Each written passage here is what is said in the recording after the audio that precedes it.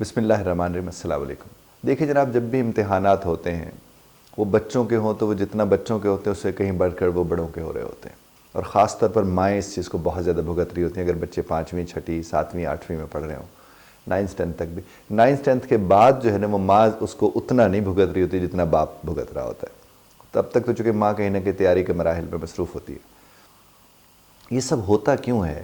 یہ سب زیادہ تر اس وجہ سے ہوتا ہے کہ بچے کو اگر سمجھ نہیں آ رہی تو وہ سٹریس لینا شروع کر دیتا ہے، اور ماں کو یہ سمجھ نہیں آ رہی ہوتی کہ وہ بچے کو کس طرح سمجھائے تو وہ اس کا سٹریس لینا شروع کر دیتی ہے۔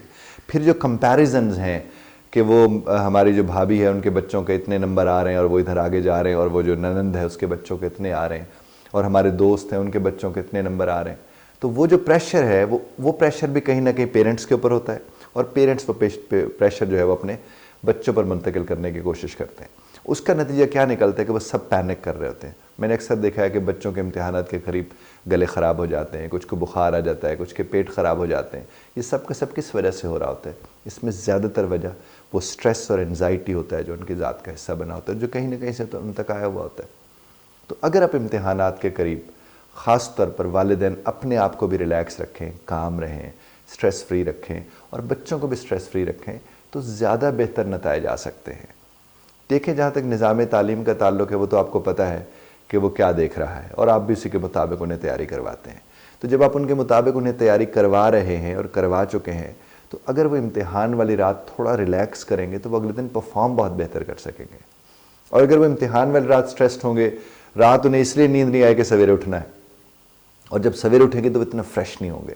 امتحان والی راتوں کو خاص طور پر میں تو اکثر لوگوں سے کہتا ہوں کہ آپ کو بہت جلدی یعنی عشاء پڑھ کے فوراً سو جانا چاہیے، اور پھر تہجد کے وقت آپ اٹھ جائیں۔ تہجد کے وقت آپ اٹھ کے جب آپ پڑھتے رہیں گے وہ تازہ دم بھی رہیں گے، پھر وہ جو آپ کی شارٹ ٹرم میموری ہوتی ہے وہ بہت تیز ہوگی، چونکہ آپ نے تازہ پڑھا ہوا ہوگا، اور جب آپ امتحان میں جائیں گے تو وہاں پر آپ منتقل کر کے آ جائیں گے، اور بہت آسانی اس کے ساتھ رہتی ہے۔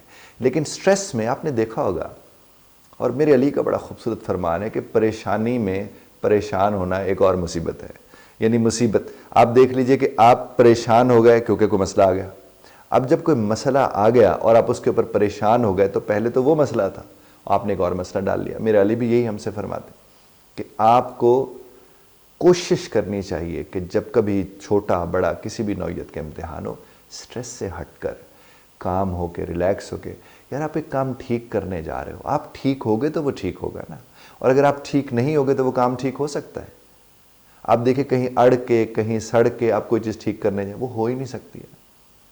آپ کوشش کریں جتنا زیادہ یعنی فنی ایکٹیویٹیز، آپ کے جو فن فیلڈ ایکٹیویٹیز ہوتی ہیں وہ اس رات وہ کریں، کوئی ایسی ایکٹیویٹی کریں جس سے آپ تھرلڈ ہوں، آپ ایکسائٹڈ ہوں، آپ کو لگے کہ آپ زندگی کے ساتھ جڑ رہے ہیں۔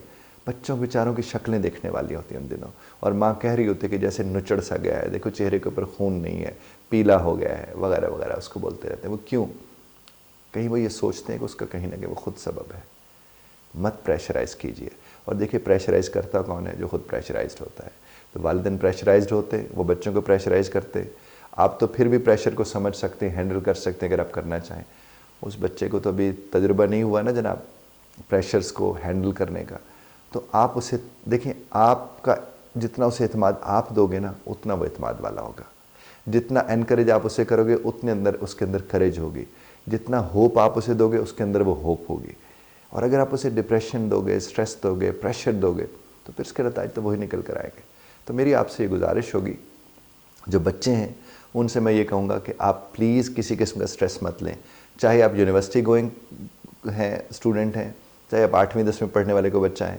سٹریس لینے سے کبھی مسائل حل نہیں ہو سکتے، یہ بات ذہن میں رکھ لیجئے۔ اور دوسری بات آپ نے جو خاص طور پر ذہن میں رکھنی ہے، جو والدین سے میں گزارش کروں گا کہ پلیز یہ آپ ہی کے بچے، اور یہ ان کا امتحان خدا نخواستہ کوئی آخری امتحان نہیں ہے۔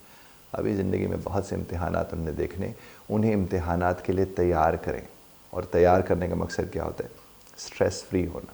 خدا آپ کو اور ہمیں سمجھنے اور سمجھانے کی توفیق عطا فرمائے۔